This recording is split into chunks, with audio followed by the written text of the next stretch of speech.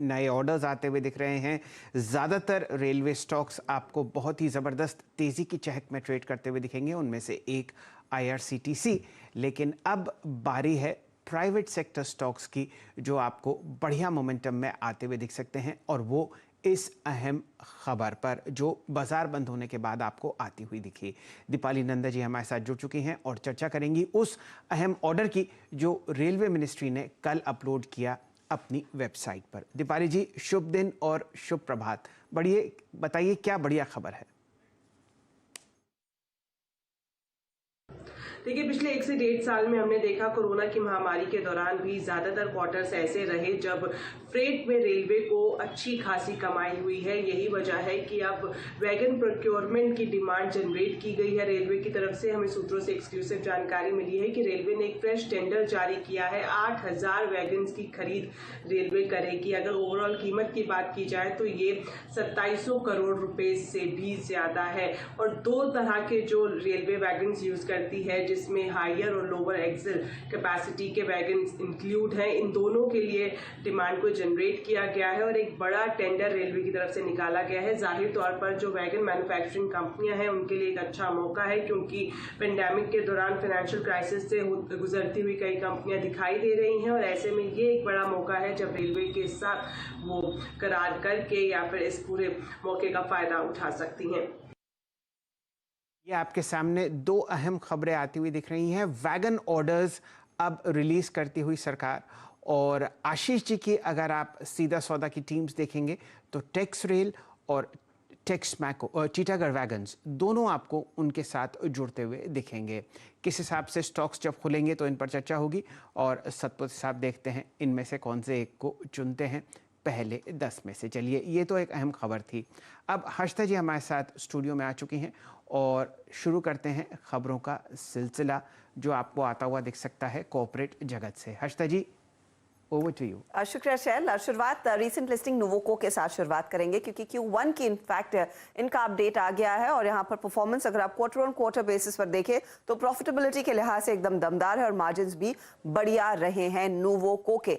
Core numbers अब आपके सामने। रेवेन्यू में थोड़ी सी गिरावट जरूर देखने को मिली है। ये रेवेन्यू का आंकड़ा है 2203 करोड़ का वर्सेस 2632 करोड़। एबिटा में भी हमने देखा है 2% तक का प्रेशर देखने को मिला। एबिटा का आंकड़ा 515 करोड़ पर आया, पिछले तिमाही में 525 करोड़ का था।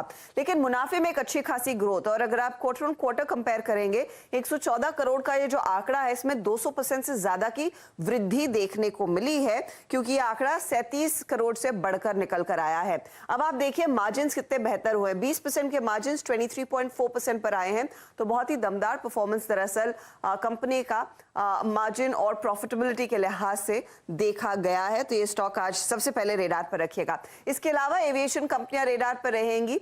इंटरग्लोब एविएशन, स्पाइसजेट जैसे स्टॉक्स आप रेडार पर रखें, क्योंकि दरअसल एवरेज डेली फ्लायर्स का जो आंकड़ा है सितंबर के पहले हफ्ते में जो डेटा निकल कर आया है, एक अच्छा खासा इजाफा बनता दिखाई दिया है। अगर आप देखें डेली फ्लायर्स की संख्या क्या है, पिछले हफ्ते ये करीब 2 लाख के आसपास थी।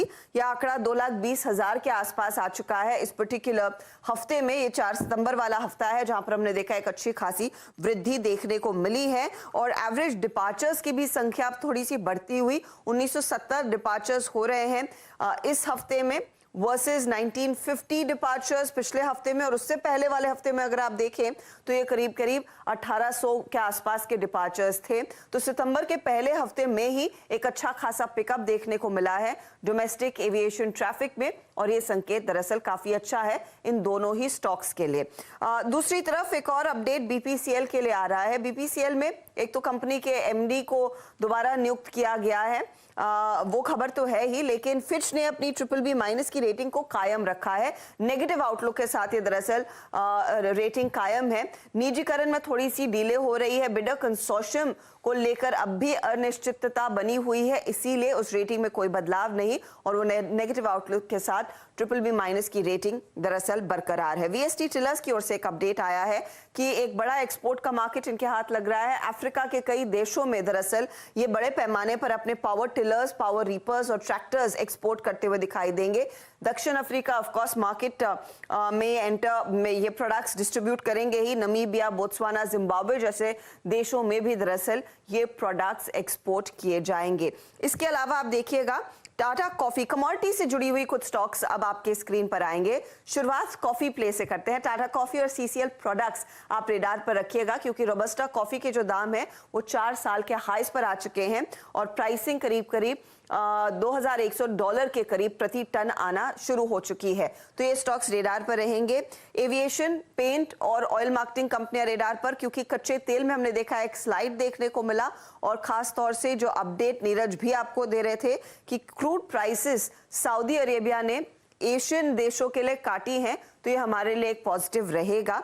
गैस प्राइसेस की कीमतें हालांकि इस बीच रिकॉर्ड हाईज पर हैं, तो ये इनफैक्ट फोकस में रखेगा ओएनजीसी और ऑयल इंडिया जैसे स्टॉक्स को, जहां पर हम देख रहे हैं गैस की कीमतें दरअसल 2018 के बाद सबसे उच्चतम स्तर पर आ चुकी है।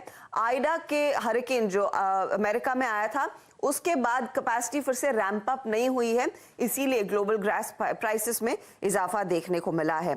अब कुछ फार्मा कंपनियां रेडार पर रहेंगी। जीएसके और सनोफी खास तौर से आप रेडार पर रखिएगा, क्योंकि दरअसल सरकार ने क्या किया है, जरूरी दवाइयों की जो लिस्ट होती है, national list of essential medicine, उसमें 39 मॉलिक्यूल्स जोड़े गए हैं, 16 हटाए गए हैं।